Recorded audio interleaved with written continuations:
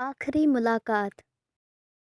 मुलाकात यह शब्द किसी अनजान व्यक्ति या बिछड़े हुए अपनों को मिलाकर बड़ी खुशी देता है। हर किसी के जीवन में पहली और आखिरी मुलाकात कुछ ज़्यादा ही खास होती है। यह लघु कथा भी उस आखिरी मुलाकात पर रची हुई है। हर कोई सच्ची मोहब्बत करने का दावा करता है, लेकिन उनमें से कुछ ही लोग 7 फेरों तक साथ निभाते हैं। कजरी तो बिना अपने मोहब्बत का इजहार किए उससे मोहब्बत कर बैठी थी। वह अपने दिल में इस राज को छिपाए घूम रही थी। वह हर शाम अपनी बालकनी में बैठकर बीती यादों को ताज़ा किया करती थी। वह कभी मुस्कुराती, कभी उदास होती तो कभी रोने लगती।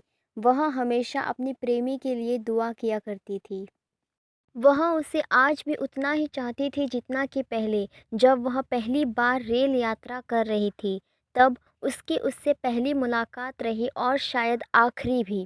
कजरी हमेशा खुश दिखाई देती थी, पर लोगों को क्या पता कि उसकी यह मुस्कुराती चेहरे के पीछे कोई उदासी यादें पहरा दे रही है। कजरी अपनी सहेली से मिलने जा रही थी। वह रेल से यात्रा कर रही थी। कजरी अपनी सीट पर बैठ गई। वह खिड़की के पास बैठकर स्टेशन का नज़ारा देखने लगी। वह बेहद उत्सुक थी कि रेलवे कब चलेगी। कुछ क्षण बाद ठीक अपने निर्धारित समय पर रेल चल दी। पहले धीरे धीरे चली और जैसे ही स्टेशन के आखिरी में पहुंची तो रेल ने रफ्तार पकड़ ली। कजरी जरा सहम से गई। उसके सामने वाली सीट पर एक बुढ़िया बैठी थी। वह पान चबा रही थी। वह कजरी को देख रही थी। जब कजरी का ध्यान उस पर गया तब उस बुढ़िया ने अपने लाल लाल दांत दिखाए। कुछ गिने चुने 5-6 दांत थे। कजरी ने तुरंत अपने नाक पकड़ लिए। यह देख बुढ़िया हंसने लगी। तभी रेल दूसरे स्टेशन पर रुकी। वहां से कुछ और यात्री चढ़े। कजरी S3 कोच में सफ़र कर रही थी। तभी एक नौजवान उसी डब्बे में चढ़ा। वह टिकट से खुद को हौंकते हुए स्वैग में सीटी बजाते हुए कजरी के सीट के पास पहुंचा। बुढ़िया के ऊपर वाली सीट उस नौजवान की थी। वह तुरंत बैग को ऊपर वाली सीट पर पटक कर बुढ़िया के साथ गप्पे लड़ाने लगा। वह बुढ़िया को स्वैग भरी मनगढ़ंत किस्से सुनाता और बुढ़िया वाह वाह करती गई। यह दृश्य बड़ा ही मनोरंजक था। रात हो चली थी। कुछ व्यापारी खाने पीने की चीज़ें आवाज़ लगाकर बेच रहे थे। बुढ़िया अब भी अपने बटुए में कुछ टटोल कर मुंह में डाल रही थी। थोड़ी देर बाद रेल अगली स्टेशन से कुछ दूर फासले पर रुकी। चारों ओर सन्नाटा था। उस सन्नाटे में सिर्फ रेलवे की चट चट की आवाज़ें आ रही थी।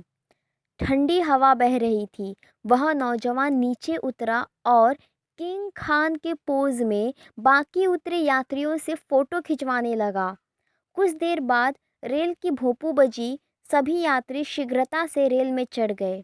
कजरी शॉल ओढ़ी हुई अपनी सीट पर बैठी खिड़की से तारों को निहार रही थी।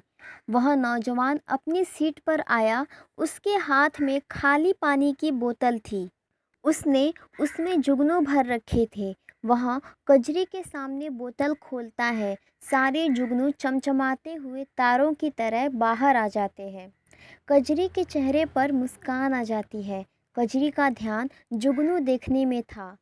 तब तक रेल स्टेशन पर पहुंच गई थी। वह नौजवान कंधे पर बैग टांगकर चल दिया। तभी बुढ़िया खांसने लगी और फिर वापस सो गई। तब कजरी ने ध्यान दिया कि वह नौजवान सीट पर नहीं है और ना ही उसका बैग। कजरी विचलित हो गई। वह कुछ सोच या कर पाती तब तक रेल चल दी थी। कजरी दौड़कर दरवाजे के पास गई। उसने दूर दूर तक देखा, लेकिन वह नज़र नहीं आया। आखिर में निराश होकर वह अपनी सीट पर वापस आ गई।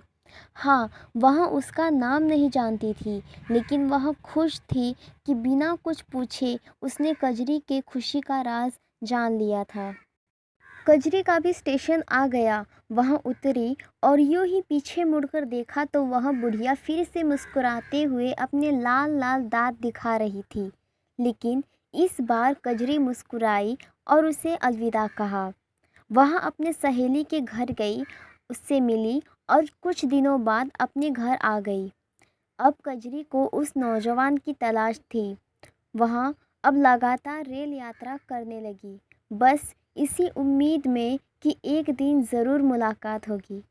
धन्यवाद।